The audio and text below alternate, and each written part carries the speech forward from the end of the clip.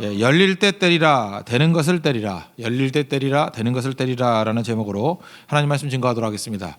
우리가 믿는 하나님은 준비하시는 하나님입니다. 그래서 여호와 이레라고 얘기를 합니다. 우리 사람들이 나름대로 되게 열심히 준비를 하는데 인생을 살다 보면은 하나님이 준비하신 것이 이루어지지 사람이 준비한 것은 거의 되는 일이 없습니다. 그래서 인생 살다가 많이 느끼는 게 뭐냐면 급변한다 이런 걸 느끼고요. 뭐가 이렇게 급작스럽게 이루어진다 이런 걸 느끼게 됩니다. 그러니까 예측대로 되는 게 아닙니다. 말씀대로 되는 거지. 왜냐하면 우리가 준비한 대로 안 되거든요. 그래서 예측대로 맞지가 않아요. 근데 급작스럽게 되는 이유가 무엇입니까? 하나님의 때에 하나님이 준비하신 것이 이루어지기 때문에 그렇습니다. 그래서 우리가 보통 신구약 중간기 400년 동안에 뭐 조용해 보이잖아요. 아무것도 안 이루어진 것 같이 보이지만 하나님께서 정말로 중요한 것들을 준비를 다 시켰거든요. 첫 번째는 회당을 준비했다 그랬죠. 이게 교회의 어떤 그 모델 되는 거. 그리고 두 번째 준비한 게 언어의 통일입니다.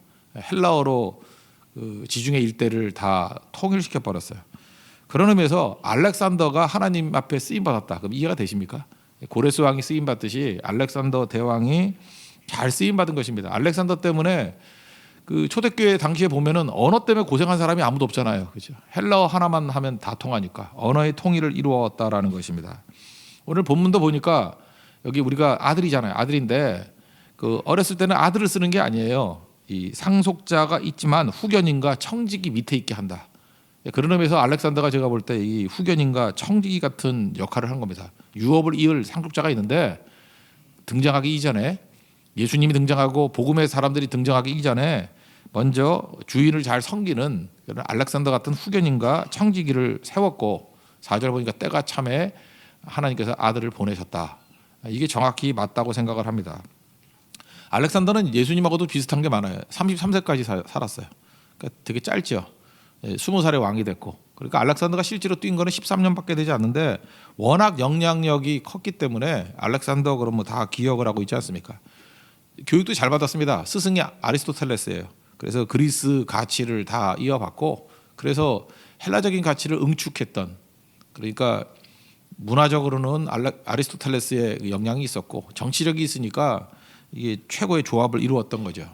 그래서 그 그리스하고 로마 일대, 이 지중해 일대를 헬라어 사용권으로 통일시켰습니다. 로마가 지배할 때도 마찬가지입니다. 공용어는 헬라어였어요. 로마 라틴어가 아니고.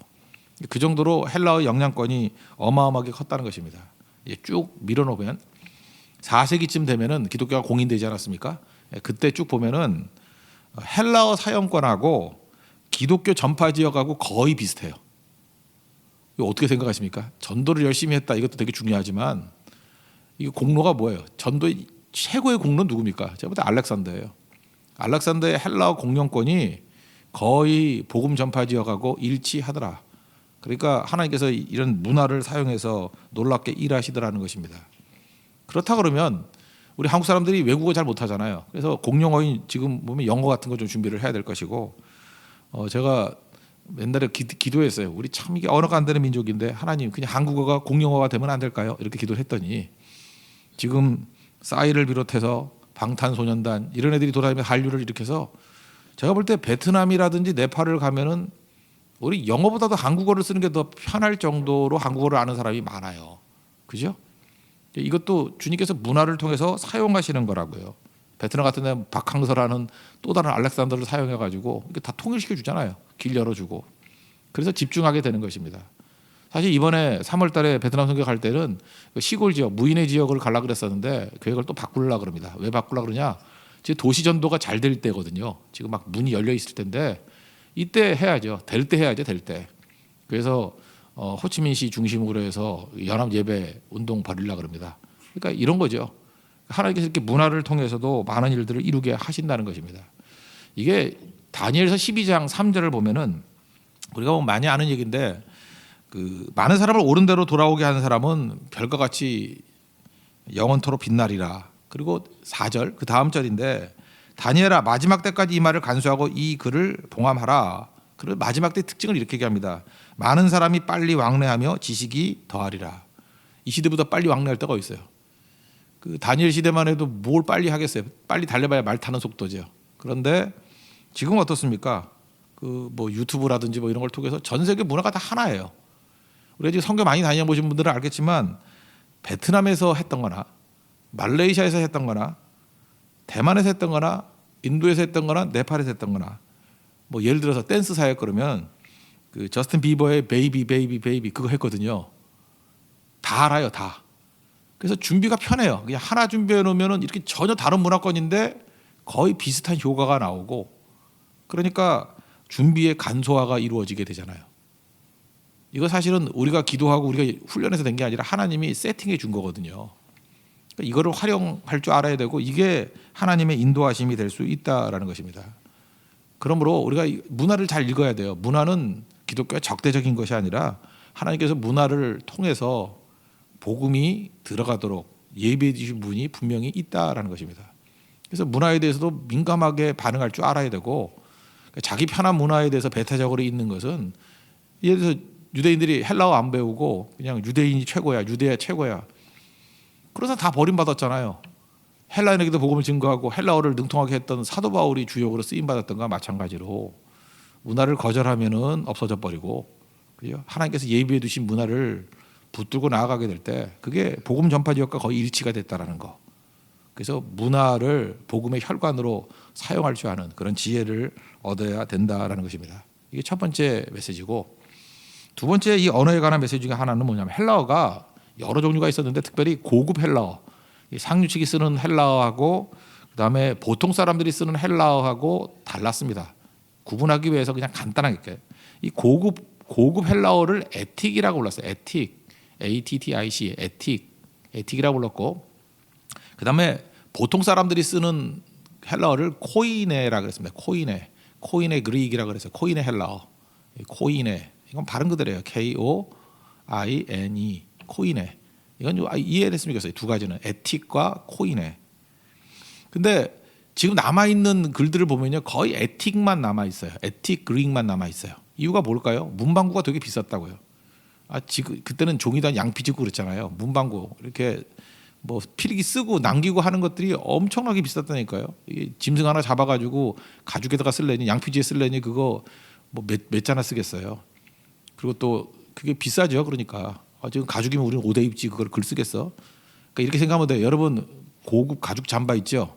뭐 한 30만 원짜리 되는 거에 글을 쓴다고 생각해봐. 거기다가 그런 거 뭐 몇 자나 쓰겠어요. 그러니까 너무 비싸니까 가난한 사람은 글도 모를 뿐만 아니라 쓸 엄두도 못 내고, 그러니까 남아 있는 헬라어는 거의 에틱 헬라어만 남아 있어요. 근데 신약 성경이 어떤 헬라어로 썼겠어요? 코인의 헬라어로 썼다고요. 그러니까 쉬운 헬라어.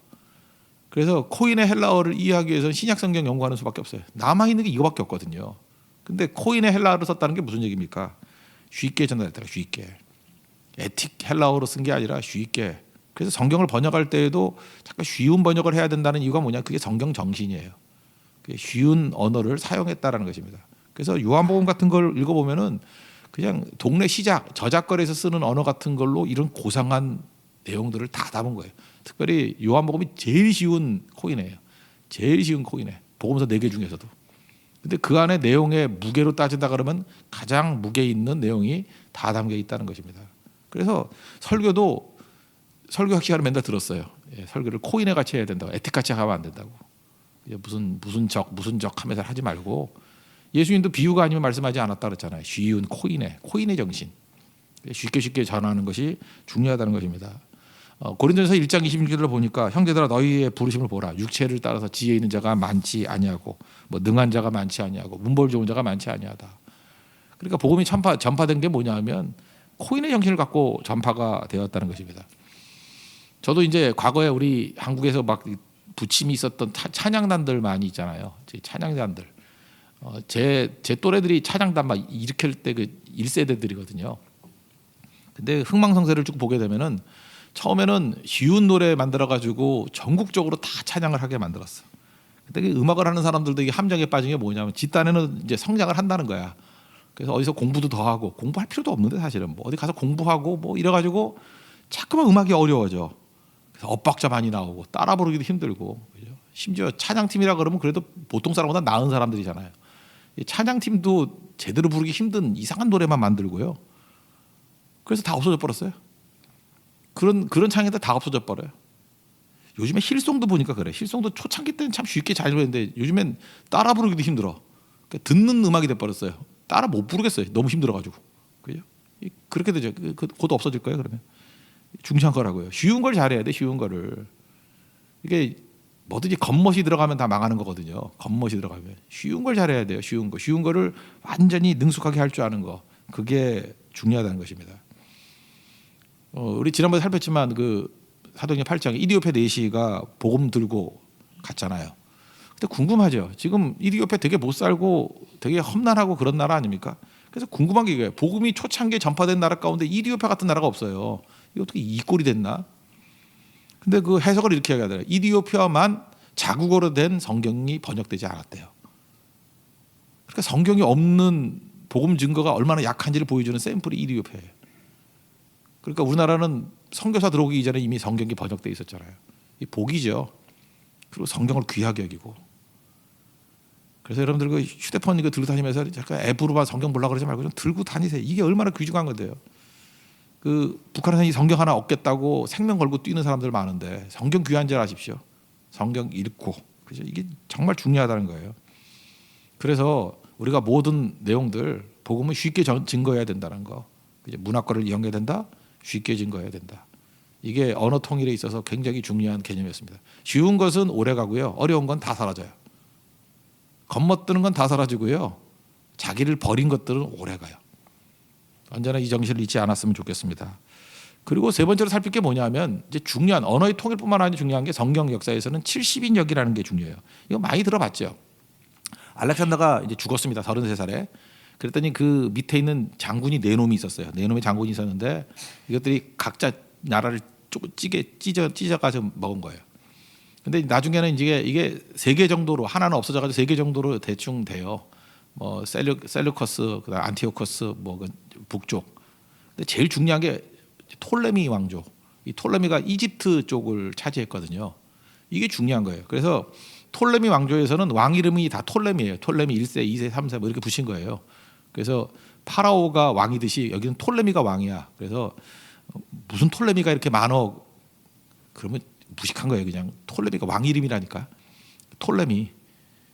그 피가 묵음이기 때문에 푸톨레미라고 읽는 사람도 있는데 그렇게 읽으면 안 돼요. 그냥 톨레미라고 읽어야 돼요. 톨레미. 톨레미 왕조가 있었다고요.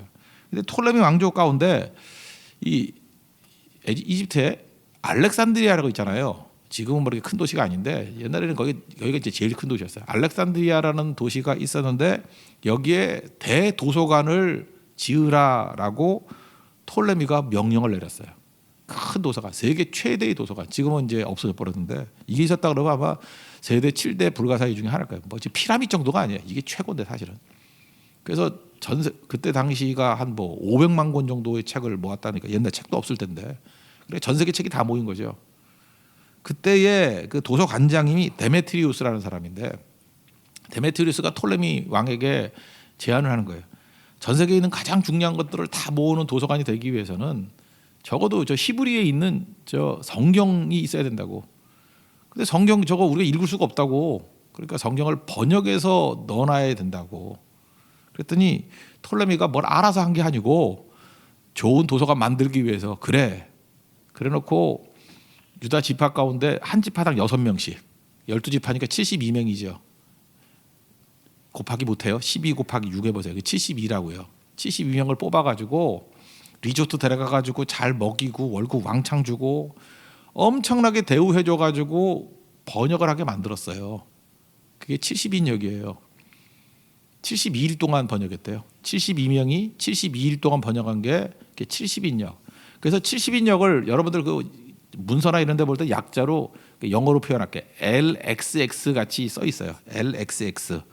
그러면 L이라는 게 쿠인 쿠아진테, 이거 몰라도 돼요. 쿠인 쿠아진테, 그래서 50이란 뜻이에요. 이게 라틴어 숫자거든요. L이 50이에요. 그리고 X 그러면 X는 요즘에 알겠네. 그 아이폰 10이 나왔어요. 근데 아이폰을 어떻게 표시했어요? 아이폰 X라고 표현돼 있죠.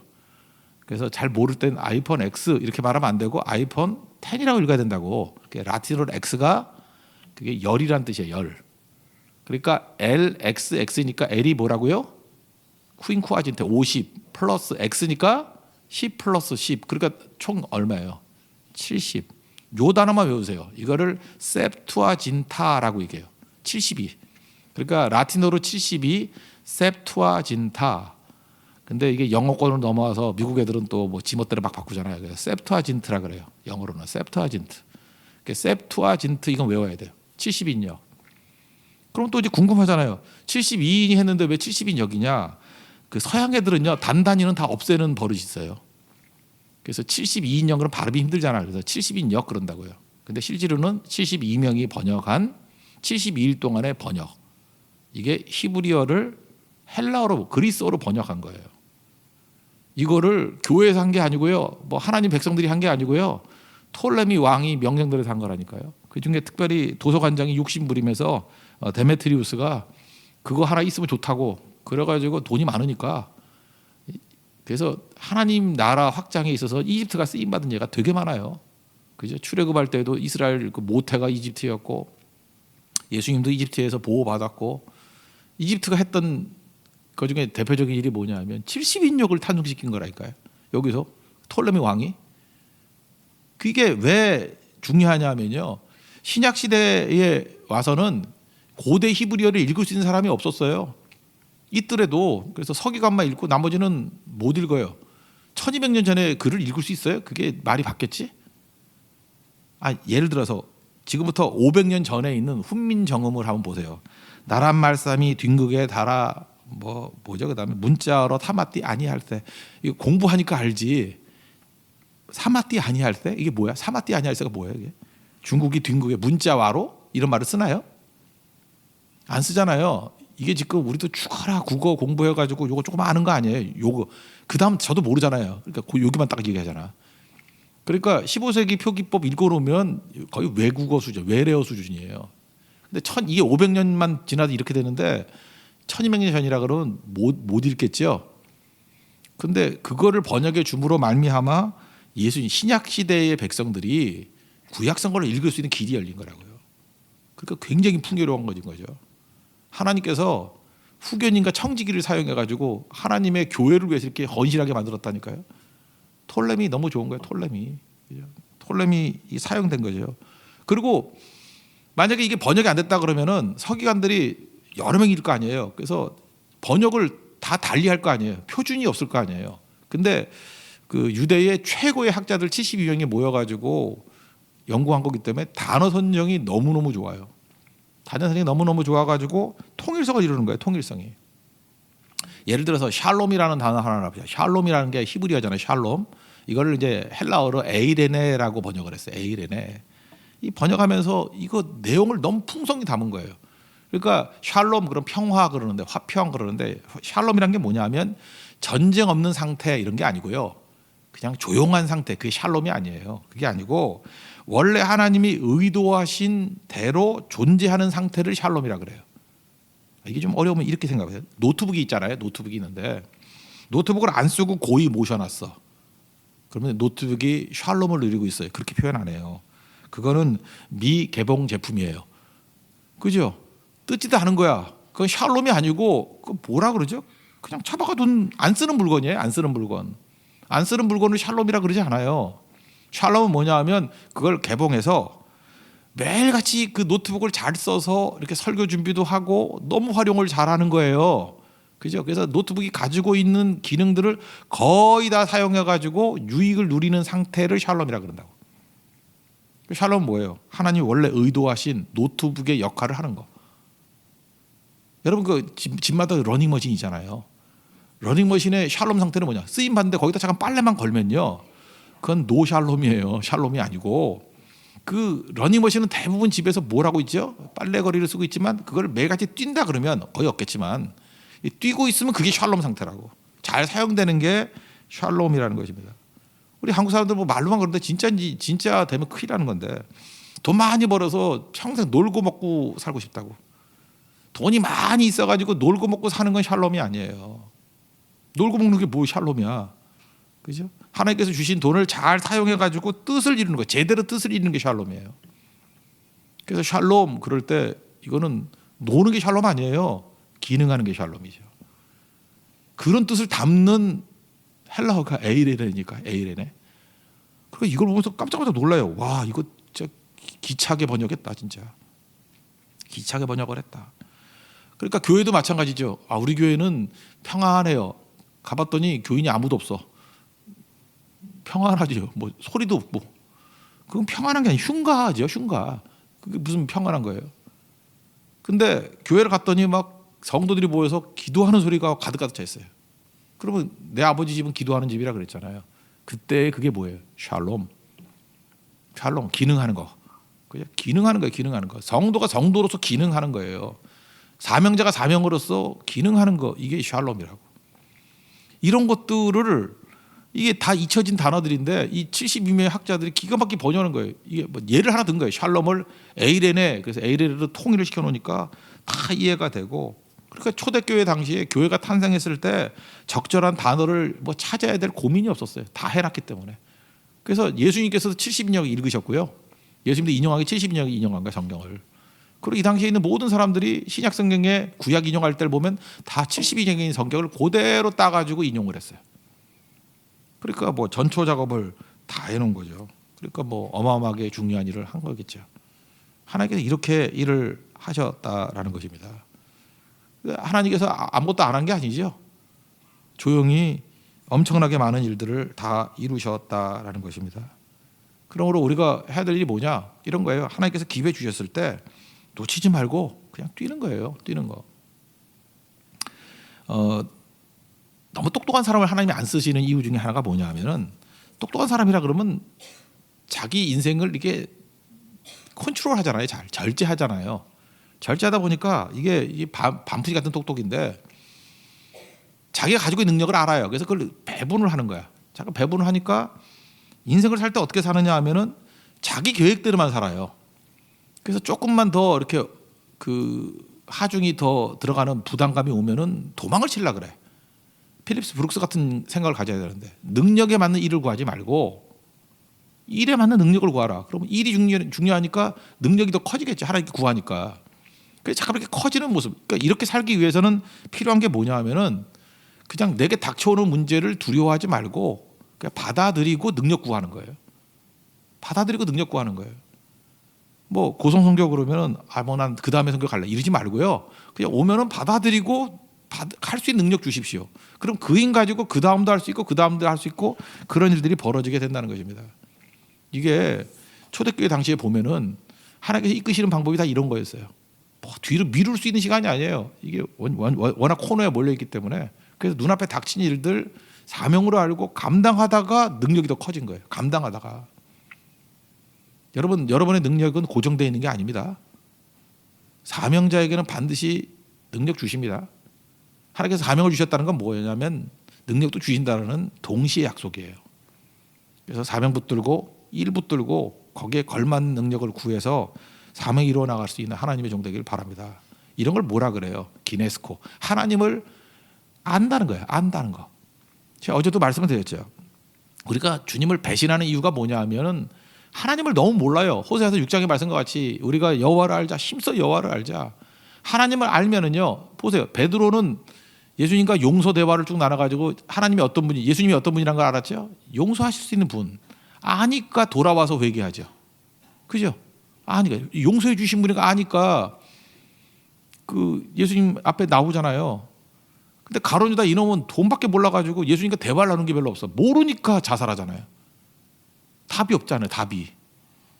내가 팔아먹었잖아요. 그리고 은삼시 줬더니 대제사장들이 너나 가져 그러고 안 받고. 그러니까 막 코너에 몰린 거죠. 자기밖에 없으니까. 그러니까 모르니까 죽는 거야. 모르니까. 다 자살했네. 사울왕도 그렇죠. 다윗과 사울왕의 차이점이 뭐예요? 다윗은 하나님과의 교제를 통해서 하나님은 우슬초로 죄를 씻어줄 수도 있고 그다음에 내 모든 죄악들을 도말할 수도 있는 분이고 주님께 나아가면 다시 받아주시는 분이고 그죠? 성령을 거두지 아니하시는 분이고 다 알았잖아요. 하나님과의 교제를 통해서. 그러니까 바스바의 범죄 이후에 시편 50편에 돌아오잖아요. 아니까 돌아오죠. 아니까.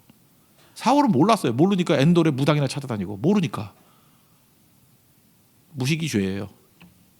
하나님에 대한 무식이 죄예요. 하나님을 알아야 돼요. 한 달란트 받은 사람의 문제도 뭐예요? 주인을 몰랐어요. 그게 악하고 게으르게 된 동기예요. 땅에 묻어두고 주인은 굳은 사람이고 심지 않은 데서 거두고 해치지 않은 데서 모으는 줄 알아요. 주인 그런 사람 아니거든요. 좋은 사람인데 주인을 몰랐어요. 배신하잖아요. 우리가 요나도 마찬가지예요. 요나는 왜 돌아왔냐면 기도의 능력을 알았어요. 물고기 뱃속에서 여호와께 기도하잖아요. 감사하잖아요. 그래서 회복이 되죠. 그래서 중요한 건 뭐냐, 뭐 하자가 아니라 사람은 아는 대로 가게 돼 있습니다. 하나님을 알면 하나님께 가게 돼 있어요. 하나님께서 헬라어 통일을 통해서 특별히 70인역 이런 걸 통해서 그의 백성들에게 주신 최고의 축복이 뭐예요? 말씀을 통해서 여호와를 알게 만드신 거예요. 주님을 알게 만드신 거예요. 그래서 말씀을 읽을 때마다 알아가잖아요. 그래서 부흥이 일어나는 거예요. 뭐 성경을 액세서리로 들고 다니거나 뭐 그냥 듣는 거 정도로 머무른다 그러면 여러분 성장이 없습니다. 참된 부흥은 하나님을 아는 거에 있어요. 그래서 존 칼빈의 기독교 강요를 보면요, 총 3권으로 되어 있는데 1권 전부 다가 하나님을 아는 지식이에요. Know about God이 아니라 knowing God. 체험적으로 하나님을 아는 것. knowing God. 하나님을 알고 그 다음에 나오는 게 인간론이에요. 나를 아는 거예요. 하나님 알지 못하고 절대 나를 알지 못합니다. 여러분 하나님을 더 깊이 알아갈 수 있는 하나님의 신실한 종 되기를 축원합니다. 예, 모두 자리에서 일어나겠습니다. 예수 더 알기 원함은 우리 찬양하겠습니다.